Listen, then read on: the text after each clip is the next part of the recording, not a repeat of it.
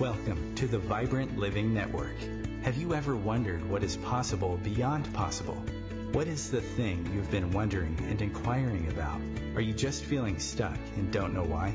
Are you thinking or are you seeing? Seeing allows us to expand and have this other experience. We want to invite you for that wake-up call. We want to invite your spirit, your soul, so to be more alive, more connected. Glenn Brooks has been a life coach for over 33 years, author of Divorced to Patterns, Not Each Other, an explorer of what is possible. He has worked with people all around the world. Join us for a wake-up conversation, a dialogue with you. We will have some of the most interesting contributors. We will be talking to some of the most interesting people and have some of the most resourceful teachers, wisdom-filled people from around the world join us. Share your voice, ask the questions, become free of the known into a new world of possibility. We are going to talk about all the things you wonder about: how to live, how to heal, how to connect, how to love, how to be seen. Your life is precious. Enjoy it.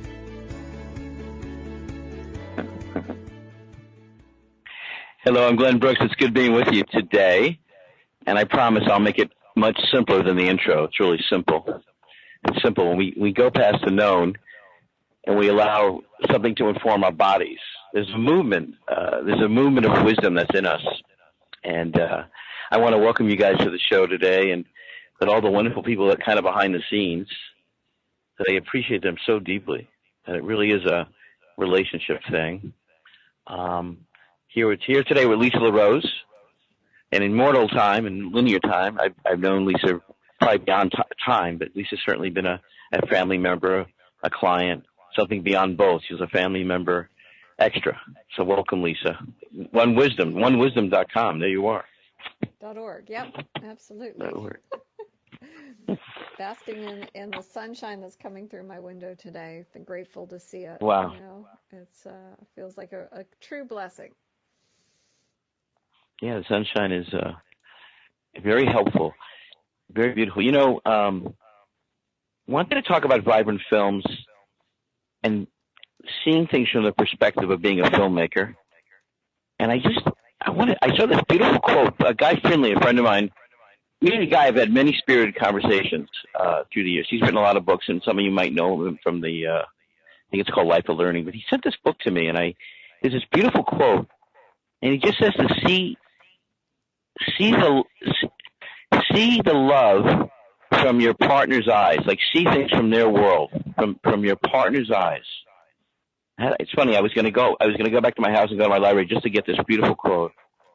So, being a filmmaker, I want to say I have the honor now of having a whole team, of building a team of people around this. I want to thank Eric Morris, No More Acting Please, who's been an inside coach. And he actually gave me a cell phone or his home phone 18 years ago and told me he'd be on my team and basically be a family member. You know, that write-up that you wrote, Lisa, so beautifully about being a filmmaker. So basically, the principle that you bring to filmmaking is the same principle that you bring to life. And so as an example, to be a very powerful actress or actor, you need to drop acting. You need to be able to be the character in the fullest expression, in the fullest emotion. And from the eye of a filmmaker, what I do regularly now is I build little casts, little teams around me. I'll give you an example. If I go to the clothing store, I work with several women. I say, tell me what attributes this hat has, right? I talk to them about the attribute of the hat. What do they see in me when I wear this hat and when I move this way? And I'm sort of playing because it's all a play. It's all a play. But the thing is, when you're doing a film, people, when we change the language of something, we give something a different meaning, people pay attention differently. So when I say to people, I'm making this film now, it's quite remarkable what happens, Lisa. It's like people, they give me their numbers, they tell me about a restaurant, they had the most romantic meal. When we were staying at the Element Hotel near Boston, incredible hotel, one of the most green hotels in the Boston area. I told the desk person what I was doing. And I said, you know, I think you could be a great person in this film. And he was just so into it. He came over to me and he kept coming over to me, and I could tell, like, it lit him up. It was like he saw something about that. So one of the things that has happened in my life is I work with couples and I work with families and teens on becoming really vibrant and alive together. And I use imagery as a medicine for people. I work a lot with imagery. So how the film has worked is I share with people the vision of the film, and I ask them to tell me what they see, and that's how I do character development as well. So, Lisa, let's do a dialogue. I think it's just me and you. Ariel, our producer Ariel Bonberg, is working on something right now for Vibrant Living. Ariel, you're not there, right? No, right. I love the way you did that. Hey, if we were getting attacked or something, that'd be great. You just sitting right. You didn't say anything at the table. I'm right here. I love how you did that. That was so secret agent. That was cool. Producer. Yeah, I know that. No, I love it. Ghetto, I love it. Yeah, I want to be able to do this in a way where we can kind of make this valuable for the people listening. And also, if you guys are inspired to be on our team, if you're inspired to be on our crew, so this film, it's called The Announcement. It really is the imagery that I was able to rewrite my life from my heart, from seeing a different life. And then people showed up in my life in a way that opened my heart again to something, a new seeing. And also kind of rewrote what I thought was my work. And my work kind of was a certain way, and now it's become a totally different thing. It's so the opportunity of crisis is to see something and implement it in a different way relationally in your life, which is one of my biggest, I guess, awarenesses. And so, Lisa, I'll just go to you. I'm just going to go to you. That's it. That's it. I'm going to go to you. Glenn, I have to just share with you, when you told me what you wanted to discuss about how people create a movie in their mind, and that's really the way that a lot of people live their life. I do have to agree with you that people sometimes get stuck in a script. They've listened to the script that was their parents, and they not really sure why they do something, but it was the belief systems that they got ingrained with. And when you invite people to play, for instance, asking how does somebody see you in a hat, it evokes a new conversation. It's not you look nice. It's not the canned answers. Yeah. You're actually inviting people to think. And I think that's really what you're asking people to do, to sort of soften their eyes, to take a look at the world and to notice something that they may not have noticed beyond what, the color of a car is, or the shape of say, for instance, a loaf of bread, and see things in a new way. I mean, you grow up and if you have just white bread your whole life and never experience all the other flavors, you're really missing out on a lot, right? Beautifully said. Yeah. And so, for you, Ariel, because since you're the secret agent of the day, how in your life, have you sort of softened your eyes and seen something new from a unique perspective that's really made an impact for you? That's a really powerful question, actually. I could say definitely my everyday experiences when I work with, in my practice, you really have to be like that all the time. I meet different people, different backgrounds that come in with a whole completely different issues, psychological, physical, spiritual, etc. And in that state, I really have, you really forced to be an unprejudiced observer. It's something I see on a daily basis, but if you mean on a more personal level, for myself as a person, I would say, again, it's something I brought up last time, but I would say my experiences living in Israel, because when you live in America or any Western country, we're very used to the materialism of the lifestyle and the pleasures and everything that's offered to us, and the blessings are offered to us as well. Don't get me wrong. But when you go somewhere like, Israel or anywhere in the East, India, any place where there's a large section and foundation of spirituality and mindfulness and connection to something more higher and divine, it's really something you have to be very open to in order to be a vessel to receive that influx of metaphysical power and spirituality. And for me, when I first traveled to Israel and I spent my time learning in Israel, I have preconceived biases that, it's just going to be, a fun time, going to go to the beach, let's do this and that, but the longer I stayed in that area, the more I was able to take in the atmosphere and the mindset and all the other factors that really impacted me as a person overall in all different aspects and levels. So I think I could definitely pinpoint to my just overall experience living and learning in Israel is really impacting my life, and I think that's something that I had to be open to in order to really tap into that, which I eventually was able to. I just want to say, you're listening to Vibrant Living on Ariel Bonberg, Lisa LaRose, Glenn Brooks. I promised myself I'd let you guys know about this today on this segment. So I'm starting the Vibrant Living Challenge January 1st, and basically the film that I'm I feel like I'm on a boat, and the boat has a certain momentum. Life's like a boat; it's like a cosmic boat, and if you're in the momentum of the boat, like last night, I came back from Vermont, and I was going to take this one route, and there was 2.5 feet of snow in Vermont. By the way, it's absolutely gorgeous up in Vermont, but this road had closed. Next thing I knew, this guy was waving me on. One guy was stopping. One guy was waving me on. I stopped. I said, I don't know which way to go. The guy said, you did the right thing. It's just confusing what we're doing. So I drove 10 miles to a state forest last night where icy dirt roads. It was something else. It was like it took me totally off the trajectory, and then I was on this other whole ride, right?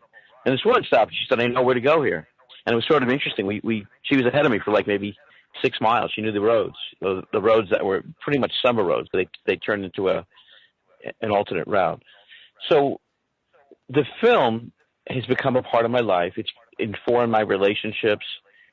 It's a way of life. It's kind of like what I was saying. It's kind of like you go from one regular conversation, or what Lisa was saying, you go from white bread to you feel fiber, or as my teacher used to say to me, Paul Bragg, we got to re-educate not just our physical taste buds, but our consciousness awareness. So this is a physical thing. Let me give you an example. I saw a friend of mine at Whole Foods the other day. He's about 6'7". His name's Napchiwan. He's a Sikh. And I stood behind him. He didn't know I was standing behind him. And I realized he's walking like he's like 87. I love him a lot. So I walked up to him and I said, walk past the salad bar again. I go, walk as if you're like 10 years old, though. And I showed him. I said, I want you to feel what it's like right now. Close your eyes. Before you take your next step, like just get a feeling of that lightness. That hasn't gone. And if you don't feel the lightness, kind of shake your feet. Like when you take a step, like kind of shake that off a little bit. See, we collect stuff in our bone marrow. We collect it in a memory. And all of a sudden we get up in the morning, unless we're awake, right? And this is the gift of relationship, because we could wake up each other. So I said to him, just do it again, just play with it like you're a kid. Forget you're like, in your 60s, you need a hip replacement. Forget about that. Yesterday I stood out at the gasoline station with this woman. She had a double knee replacement. And she told me it was her back, and I could see, like, we get things fixed.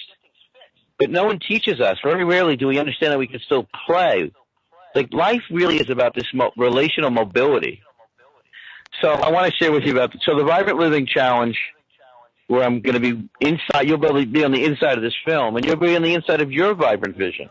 And you're one of a kind, vibrant, unique power. Your special power. And we come together. We all have our vibrant journals. And in the next segment, I'm going to share about how to do this as a couple. And really, we're going to learn how to go beyond competing. When I was growing up, I realized what keeps us stuck really is two things, two barriers. If you could release these two barriers, your whole world will shift. And I'll defer to Lisa and Ariel, of course. They'll be the audience today. They'll take your mind and consciousness right for you. So these are the two things that I have found to make the most profound difference for people unconditionally. So these are two things, two barriers: busyness and survival. And so when a person's able to disengage from some survival. Now, what does it mean? I'm not saying don't survive. I'm saying be conscious that if your core contact is just survival, and you come from survival and security, it's hard to experience the richness and wonder and live in this experience called vital rhythmic pulsations. Now, in terms of busyness, I noticed it seemed like there was a period of time when everybody was switching to fax machines. And there was this, and people would say to me things like what they loved about the fax is they could wait a couple of days or some time and contemplate the response or something like that. So one of the things I've learned with my body, to move faster, you must move slower. Say that again. So if you move slower. So as an example, in a film, and I love this, Lisa and Ariel, I love in a film when I'm setting a scene with someone, I'll play with them and I'll say, you know, when you started to tear up by the door, and we just slow down and I say, make that sink into that, make that the most relevant thing. I want you to like cry as if you could let every bit of sorrow you felt about that moment before you got to the doorway. And by the way, don't be nice. This isn't a time to be nice. This is like we got to really speak to the audience. And if you're busy focusing on niceness, you're going to get in the way. And I want to credit Eric Morris for this. Eric Morris is, and by the way, he pounded on me for almost an hour yesterday. He says, Glenn, he goes, I love you and we're going to do this. I'm going to cover you back, but I want to communicate these things. He's like my 88-year-old sensei, and he was just so strong. And I want to thank him and tell him I do love him, because sometimes he calls me up and but here's the thing. When you live your life that way and you're making a film, I don't care if you're making a film and only 5 people see it. You're making a film. You are running movies in your mind. And when you run those movies, you run them and you forget you're running them, they have physical consequences. So the purpose of the Vibrant Living Challenge and the film, which are connected, is I make the film, I'm engaging in this thing called the Vibrant Living Challenge, which is a 3-month group of people that are dedicated to have relational transformation together. So when you look at someone, and this relates to acting and this relates to the film, usually we have 2 snapshots or 2 things that happen. We see the person as the script, as Lisa said. Another thing that could happen is we see them beyond the script. I'll give you an example. Sometimes, and my teacher taught me this in New York City, he says, you know when you see someone begging? He goes, never give a beggar money. Just never give a beggar money. He goes, when you give someone money, see the riches in them. When you give someone a gift or you give someone money, see them as where they could be. Like this is a principle, by the way, from one of the greatest acupuncturists in the world. He says when someone walks in the room and he goes, anybody can see a drug addict. He goes, what about seeing the person who's playing the fiddle? And this is a relational principle. Anybody could see something that's not working. It takes true skill to see what's working and amplify it. So in this film, the 2 characters, Diana and Gordon Banks, Gordon and Diana Banks, what's required of the characters is they have to see each other in a different way and see life in a different way beyond the thought viruses of everybody around them. Now, what do I mean when I say thought viruses? The people who say, well, your relationship's over. It would be bad to go back there. Like all the feedback that's collapsing your relationships has a lot to do with people's feedback. You know, I want to tell you guys how much I love Chloe Madonis. Chloe's probably one of the most significant people in my life. She took me aside during a very tough period. She's the person, by the way, who's responsible for taking Tony Robbins aside. And she said to me one day, she said, Glenn, you know, it's the girlfriends. I said, what do you mean it's the girlfriends? She said, they'll take people down. She focused on that. And what she meant is that a lot of times what happens is people have their own thought virus. So they have things they don't see, and they pass it on to someone else. And let me ask you a question. In your lives, and I want to ask you, Lisa and Ariel, do you see people that come around you and they say something, and it's a thought virus? They're not even conscious of it, but if you listen to it, it will interfere with the flow of your life. They will interfere with your relationships. That's a thought virus. Absolutely. Oh all right, we'll continue. We're going to continue. All right, let's continue with Ariel saying absolutely. Lisa just threw a water balloon, and she's ready too.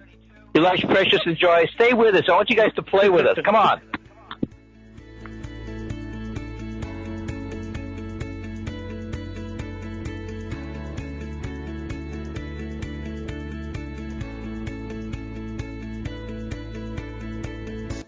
The Real Conscious Connection. OMTimes Radio. IOM FM. Host your show on IOM FM, the radio network of OMTimes Media, one of the more recognized brand names in the conscious community, and is backed by the extensive marketing reach of OMTimes. Hosting a show on IOM FM immediately connects you with our extensive dedicated community. Hello, I'm Sandy Sedgbeer, host of OMTimes Magazine's flagship radio show, What is Going On? My passion is sifting through information, research, and innovations from new thought teachers, speakers, and researchers pushing back the boundaries of what we know about life, energy, metaphysics, and the universe. I love shifting perceptions about who we are, why we're here, and how quickly impossible becomes normal when we open our minds, expand our awareness, and accept that the only limits that exist are those we place upon ourselves. So if you're the kind of forward-thinking, eager investigator of what lies beyond the current reality that most perceive, why not make a date to come play with me in the field of possibilities at 4 p.m. Pacific Time, 7 p.m. Eastern Time every Thursday, and together we can discover what's really going on. Hi, this is recording artist and composer Yuval Ran, inviting you to a voyage through the chakras, a new double album of guided meditations to transform your life, a sublime musical medicine for nourishing inner peace and reaching to your higher virtues. Get it now at metamindfulnessmusic.com, METTA, mindfulnessmusic.com. In the wake of a disaster, what one thing can you send that will help people the most? A blanket, a tent, a sandbag, a doctor. Actually, if you send a monetary donation, you send all these things. Even a small donation can make a big impact and can quickly become exactly what people affected by disaster need most. In the wake of a hurricane, your monetary donation can make a huge difference to those in need. To donate, visit supporthurricanerelief.org. That's supporthurricanerelief.org. Brought to you by the Ad Council.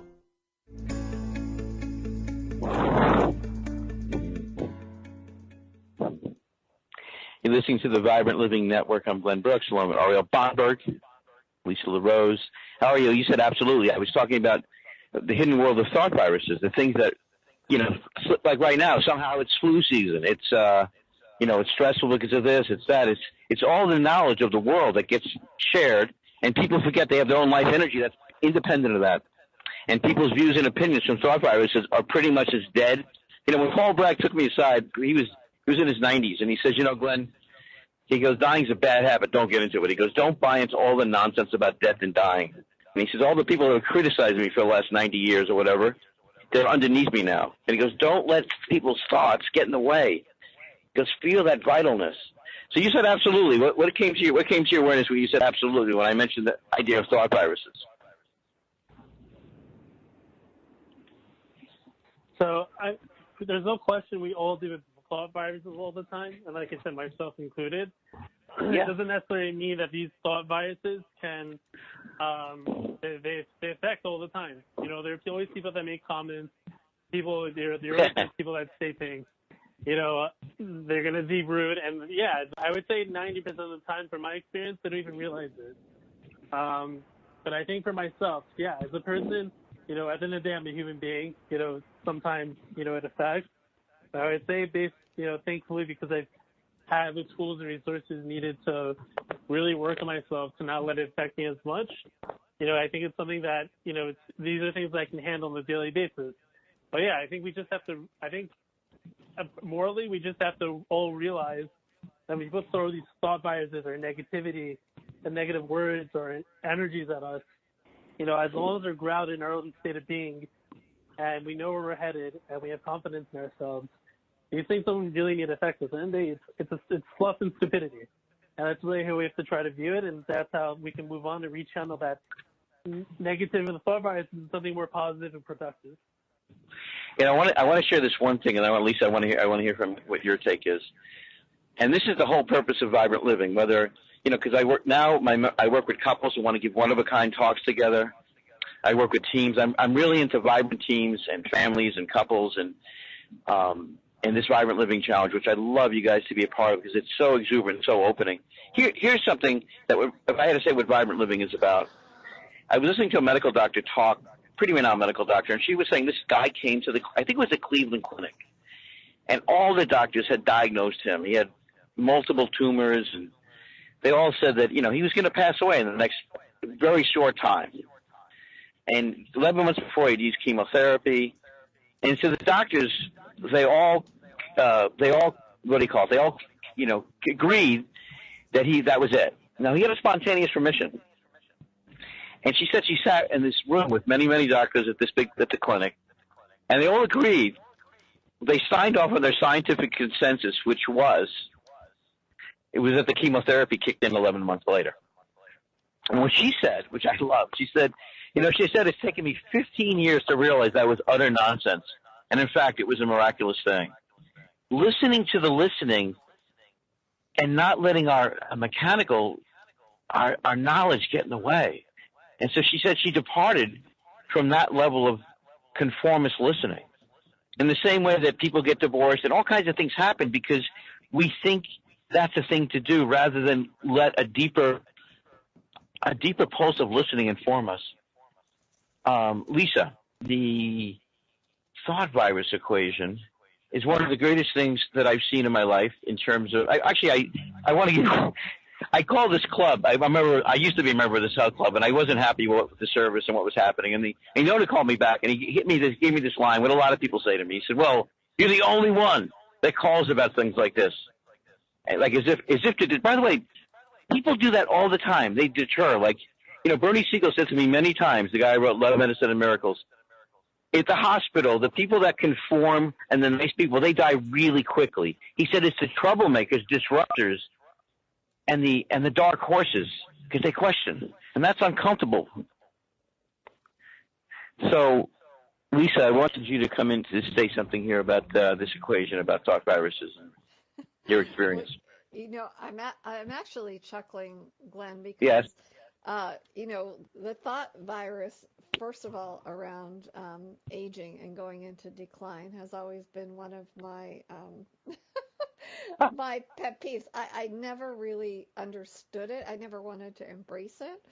And, I loved when, I started learning about, Paul Bragg and his idea around, health and happiness and where we could see ourselves and celebrating his, 120th birthday. And you're absolutely right. I mean, we're fed it through the media so that you can purchase products to help keep you, young and vibrant. But you're right. When you sort of change the idea around your movie and you see yourself in that place, that's where you vibrate from. I think, your inspiration of getting on your bike and going out, and some people would say, well, oh my gosh, that's a lot of biking, or, how you choose to spend your evenings going to the sauna or playing volleyball, and you have different individuals on your team who put their beliefs about what's possible, but you've never really seemed to allow that to get in your way, and you go beyond, which I really admire. Thank you. The other night I went to play volleyball, and there's this one man who plays, this guy Matt, and Matt is such a good man. He's such a good person. And there's a couple of people on the team, the other team, or one of the couple of players, and they have impositional notions about how volleyball should be played. And so they're very, they're as annoying as can be. And I was going to say something to one of them. This guy, he's like a 6'5" a gentleman from India, but he gives impositional feedback. And my whole thing with volleyball and my whole thing with teams is we're one tiger. We need to be really in sync and coordinate that movement and coordinate our breath. And I looked at Matt, and I saw Matt. He basically stopped some fighting that was going on, and I had such reverence that he does that. He took my spirit of wanting to disrupt this guy, and because Matt's just in this really good. He comes there and he really gets it's really about the deep play. See, we could live our lives without sports. We don't need sports. Gone tomorrow. What we do need is deep play. By the way, good lovemaking is deep play.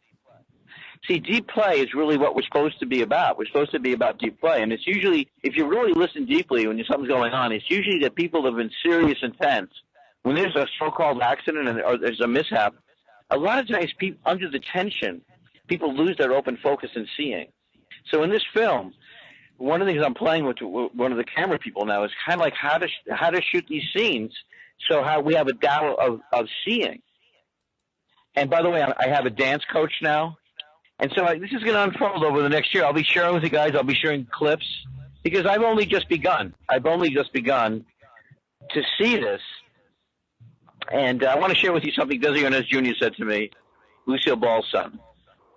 So he was in many movies, and he played his father in a movie called Mambo Kings.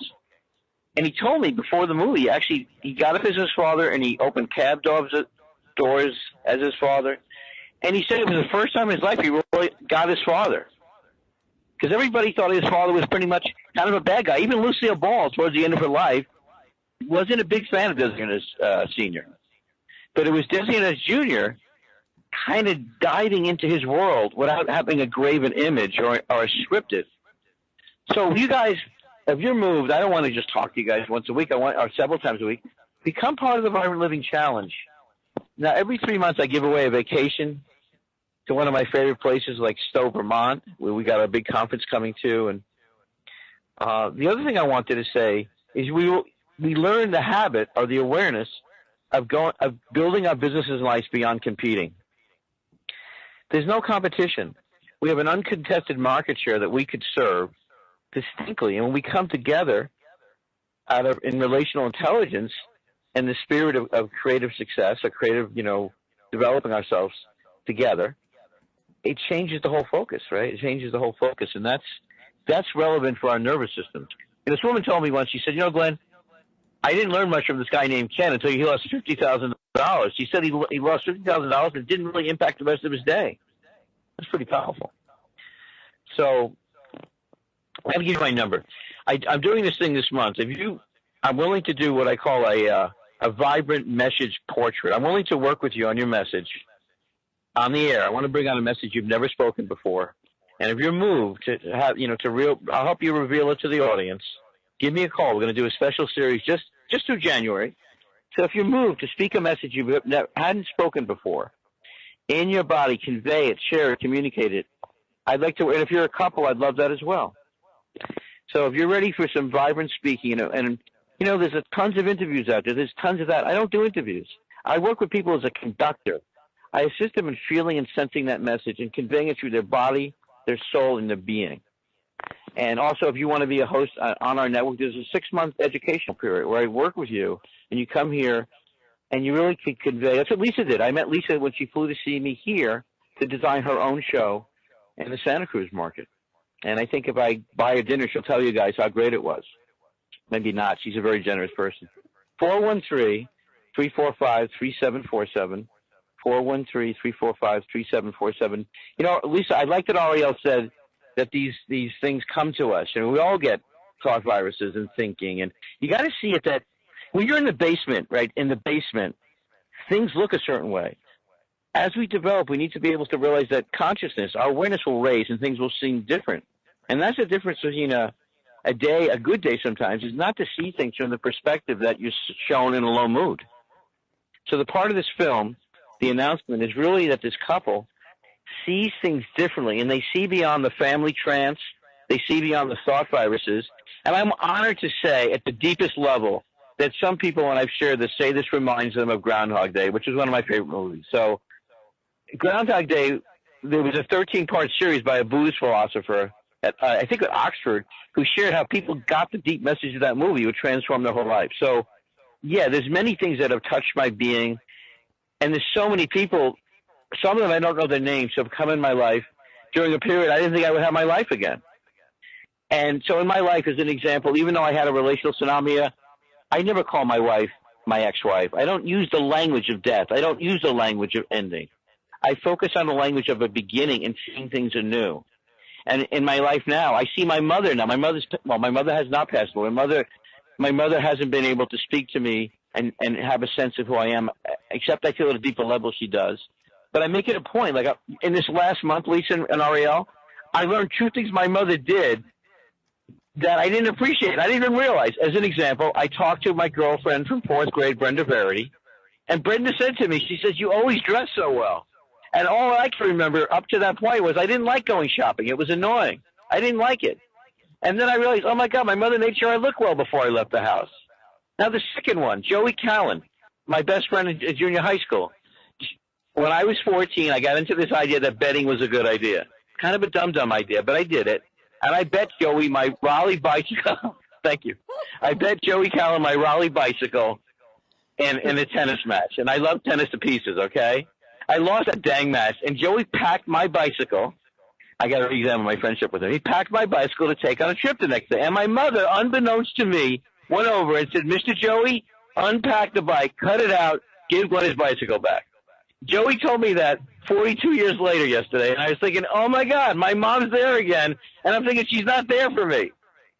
When our seeing comes up, we feel gratitude and aware of things we aren't aware of. And we're in a scripted reaction. Yeah, we want to divorce him. Yeah, we can't stand him. But we see our hormones become off. But when we start to see this way, it changes our hormones and it changes our seeing. And our seeing is what reveals what's really there. You know, there was a pretty famous series of books, and that was the whole theme of the books, is that there was a scientist and these mystics. And the mystics had a camera that really showed what happened. And the scientists couldn't see they couldn't see it.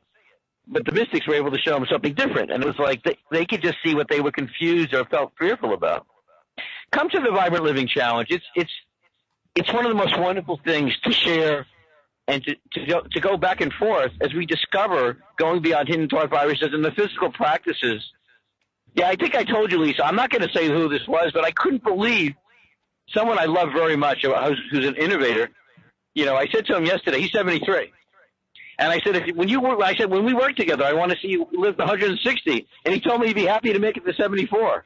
It was a very funny line to me.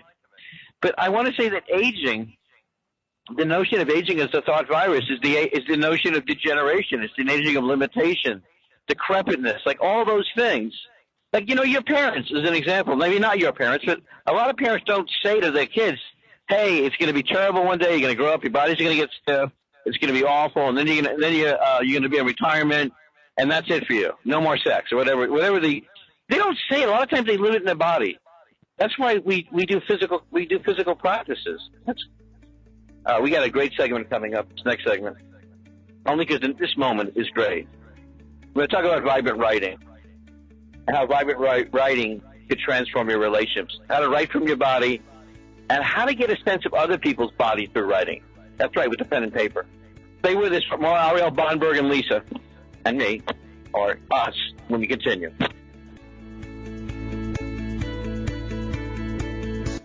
Feed your soul with waves of consciousness on OMTimes Radio. Ascending Hearts is no ordinary dating site, but a spiritual dating site with a purpose, to link you with your soulmate.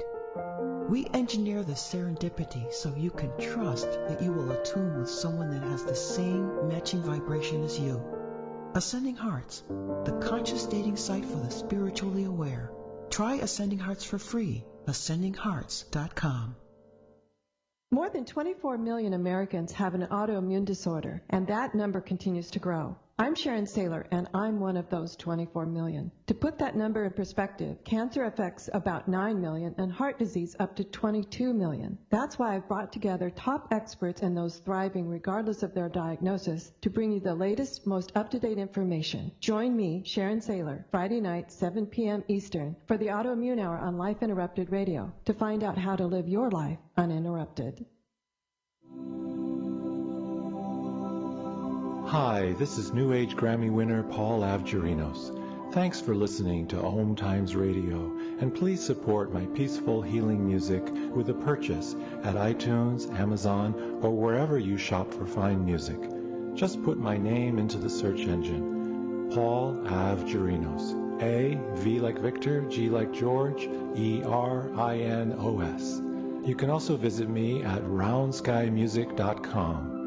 Thanks for listening, and I'm wishing you the brightest of blessings.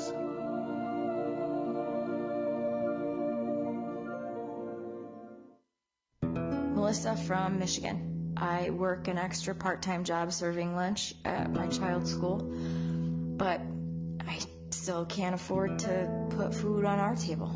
Daniel from California. Choosing whether to pay the rent or pay to fix the car to get to work doesn't leave us with much at all. Now we can't even pay for meals.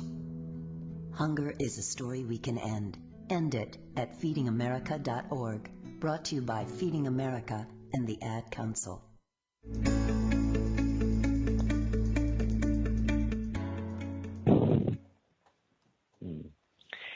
Hello, welcome to the Vibrant Living Network. I want to ask you guys a question. If you heard this spot by Paul Abderino, he should really become a hostage negotiator. I just thought if he could get his voice on a bullhorn, he'd be like, "Hi, it's a New Age composer, Paul Abderino. Please put your hands up and come out. And before you do, give the person next to you a big hug and go to my website on New Age Recording." He's got that voice. I just think he should be helping with hostage negotiation, changing the nervous systems of people. So vibrant writing. I had a wild story. I had something pretty wild happen. So I want to say what vibrant writing is. Vibrant writing is the ability to write something that you feel so deeply about you almost don't have words for it, that your body almost goes into a different posture because you want to express it so much. If you have a hidden message, if you want to write something about your work you haven't been able to put your finger on, that's invisible, that you could use someone to dialogue and assist you with, I'd love to assist you with. Me and my wonderful team, we got Lisa and Ariel here, and a whole bunch of other people. I realized this morning when I was just seeing what I really wanted to share with people to share, I want to share this vibrant writing, how to really write stuff that's really hard. 99% of people have not written, and we're not talking about school writing. We're talking about writing something that reveals a dimension that you want to share with people. That's right. It's issue going beyond competing. It's what you do, what you want to express. And if you're a couple, every couple has an amplified gift together. And when we get out of survival, there's another whole level of expression and abundance. So if you're interested in vibrant writing, I did this with an oncologist, Dr. Debbie Lundquist. And I had a conversation just like I'm having with you guys right now. And she said to me, Glenn, I want to have you help me write my copy for my website. And this is what I do. We sit down and we have a dialogue. Her website, I think it's down now. I called it Beyond Belief Healing. We must go beyond our beliefs to have real healing and to have real exuberant success, or you want to call it fulfillment. So the fulfillment of vibrant writing is that you write in a nonlinear way. So when you start to write this way, your body will change. It does change. And so one of the things that I want to share with you is that this is a segment Teshna is supposed to be on. Teshna asked me to call this morning, Lisa. You knew that. Teshna, Dr. Teshna. She asked me to call her. And I lost my phone. I was like, I didn't call her. So I want to start off by saying, Teshna, did you show up anyway? I guess that was a no. I'm not saying you didn't. All right. So I'm going to give you guys something that this segment is become the divorce of patterns on each other. It's also the segment we talk about vibrant matchmaking. And I want to use this as a moment to say that vibrant matchmaking is a system that I was shown, that I was educated in through a period of time in my life where it's like I guess you could say I went through a significant relationship tsunami, and I knew that the dating got in the way. I knew that trying to get to know someone got in the way, and certainly all this internet nonsense, it's missing so much. So I want to give you guys something to practice right now, whether you identify yourself as single, and then we'll have Lisa and Ariel's brilliant comments. Whether you're single or you're married, I want you guys to start a journal, and I'm going to have these available soon. I don't have them available right now, but we're going to have a vibrant vision journal for couples. And the way this works, even if you're single, even if you identify yourself, part of what the challenge of being single is you identify yourself as single. I want you to start to think about your life as a we. Even if you're not with someone, I want you to begin the day as if, in your imagination to start with, begin to feel and sense what it would be like to live the day from a we. How would you eat breakfast? How would you walk together? How would you breathe together?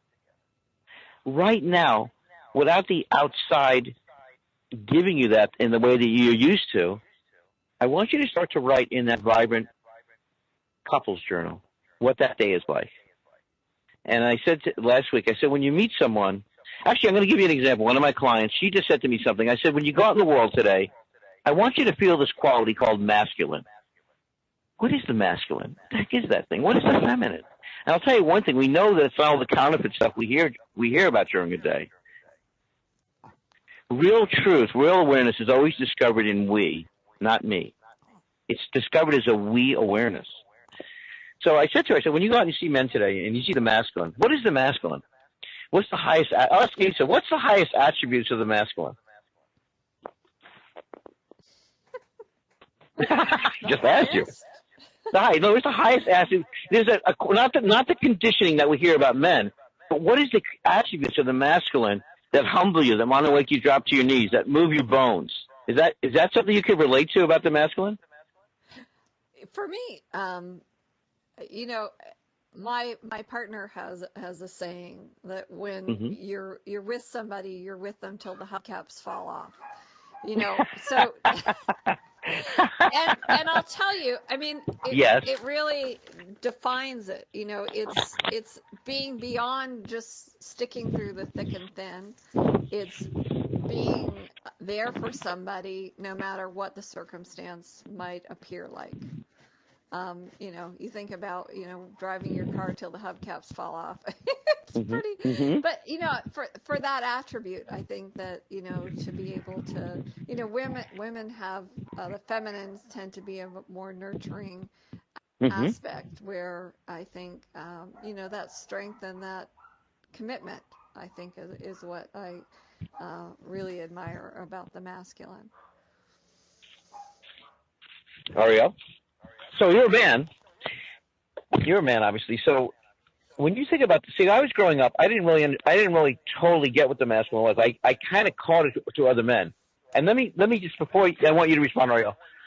So the masculine to me is this, kind of what Lisa said, it's kind of this powerful presence. It's patient. It's stabilizing. It's always stabilizing. It's heroic. I was at the library yesterday. By the way, I love telling you guys this story because I ask sometimes the invisible. I kind of say, well, what should I do here with this situation? Because I'm going to start a project, sort of a dialogue project with men and women. That's going to be very unique. We got a name for it. It's a powerful name. But I was a little undecided about it.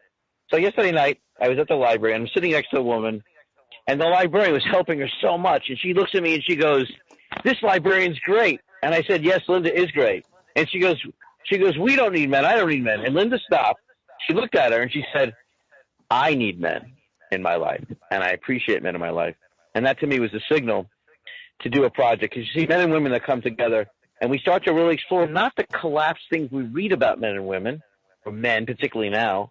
I read an article this morning. They called it Me Too Roadkill. Me Too Roadkill. The conversation is so dehumanizing. Most men couldn't survive it. I mean, think about this. The conversation about men now is so missing who men really are. Men, who are you really? And women, I want to say, go ahead, Ariel. It's because nobody really, either nobody understands the essence of men and women and what their true potential is, and those that do know, they want to change it and make it gender fluid or uniform for everybody, which also it ruins the entire fabric of that relationship. Yes, so yes. I think in a nutshell, the way you can describe masculine and feminine is like this, and this is based off, of Kabbalistic teachings also, many other traditions. Masculine, anything masculine usually refers to something being done or given over, or proactively giving over, I would say. And feminine usually refers to more receiving that energy or that power and nurturing it and manifesting it into a reality.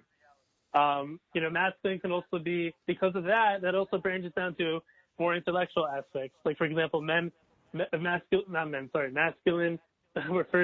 can also stems into more, when it comes to intellectuality, that could be more of wisdom, which means not just wisdom, he's wise, understands something. It's more of the fact that it's getting that flash of knowledge of that wisdom, of the fact, and seeing it, perceiving it, and knowing everything about it just on that flash. And then from the feminine side, you have more of what's understanding. And understanding means that you see that flash of that fact or that snippet or that headline or that idea, and you're trying to understand it. Now you're trying to break it down to what it means and how it relates, and all of its more minute and fine details.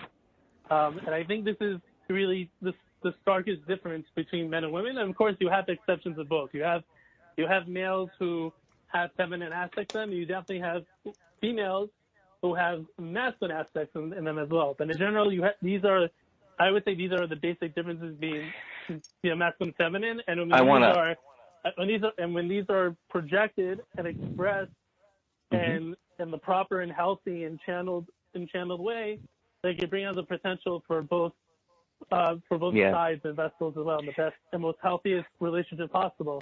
And I think, sorry, Glenn, what were you going to say? I was just going to say that there's a few women, God, tons of women really, but some women who have come into my life. I want to acknowledge Dr. Valerie Hunt, one of my greatest teachers and family members ever, Dr. Valerie Hunt, scientist at UCLA, who has studied energy healers from around the world and really revealed the scientific reality of what that was about. Just brilliant. I'd be on the phone with her 2-3 hours. And actually, my last conversation with Valerie, God rest her soul, was in the night where I began what I call my relational tsunami. I want to thank Catherine, who medical doctor energy, does a lot of stuff with energy. And she said to me, she says, Glenn, you saw me. No one has seen me. My parents didn't see me. The people in medical school. I want to say that we need each other. See, what they did with, I guess you could say in the exchange, was they acknowledged and languaged something and helped me bring it forward to another level. Same thing with Janet. Janet came to see me in the summer, and she called me a love visionary. But she said it with a full heart. She didn't say it to be entertained, to be cute. She said, Glenn, what you're about is being a love visionary. And it was like, it's had me take notice of something. That's the power and purpose of having a transformational dialogue together, to have sincerity about it and reverence, because we bring things forth. The miraculous begins by agreement and awareness of an agreement. See, the people make vows. They think about vows in your wedding, living those vows until the hubcaps fall off. Each moment, breathing that and feeling the rhythm of that together. That becomes that whole thing that, when you read a biologist, forgetting his name, the guy who wrote The Biology of Belief. He talks about the idea that you change. What's his name? Dr. Bruce Lipton. Okay, Dr. Bruce Lipton. Ariel, please send Lisa a big pie or something. That was a bonus point question. She just won the bonus point. That was for the whole show. So get her a Jewish pie, I guess. Yeah. So what happens is it's not abstract. It's not abstract. It's kind of like, that's the thing, is like we live in these small universes together, and we impact each other's cells. I mean, the death virus, when I see people eradicated, they're my heroes. I mean, I had a woman I met, she wrote a book called Who Says So, and she healed herself of MS. But it's not the one healing. It's the ongoing thing. That's why what this film is really about, is bringing this tree of life, or this witness, into your life, and not letting the scripts and the beliefs and the story and the movement of the film and the characters is when I'm humbled and inspired. And then, by the way, in writing the characters up, I get to meet these people and have the opportunity to have a partnership acting relationship with them. That's what I'm exuberant about. I'm going to share this in the Vibrant Living Challenge starting the beginning of January. I want you guys to be part of it. If you're ready to go to another level, and you've had enough just reading books and having concepts, and you meditated on your own forever, and you're ready to have relational meditation and vision, please join us. 413-345-3747. 413-345-3747. Ariel, what do you want to say to Lisa since you won that bonus round? Anything you want to share with her on your end? That was a pretty significant win for her. Ariel? I just want to say, yeah. So I think she definitely deserves the Jewish pizza with lots of matzah and gefilte fish and sprinkled on the top. That's a good new combo. The gefilte fish. I bet you Lisa, as many things as Lisa's done, whether it's travel the world, sang poetry in the mountains of Tibet. Have you had a pizza with gefilte fish on it yet, Lisa? Can't say that I have. Exactly. You know it's been close to your heart. You'd be having lutefisk, so it's along the same lines. And I'd like to go to Finland. I'd like to hang out in Finland for a month in the summer. I like to feel like what Finland's like. I think Finland. Have you been to Norway? No, it's on my list of things to do. I still have family there, so absolutely, Okay. I would Well, love to go. Glenn, it's interesting that the beginning of the conversation today is so tied into what you're saying, though, about rewriting and writing a script and yes. also envisioning your life. And it really got me to think, here we are, we're approaching the end of the year, and what is it that you do want to revision? And so when you have a team of individuals that can encourage you to play and to try on a hat and see the world in a new way, I think it's very powerful. It so is. You said it so beautifully and so well, and I needed your part of the brain and conscious to share that. I need your brain and conscious, Ariel. We are a team, we're a vibrant living team. Join our team at 413-345-3747. Thank you. Thank you, Lisa and Ariel, and all you guys. Stay with us. And by the way, we're expanding our Vibrant Living Network. Thank you, Chris.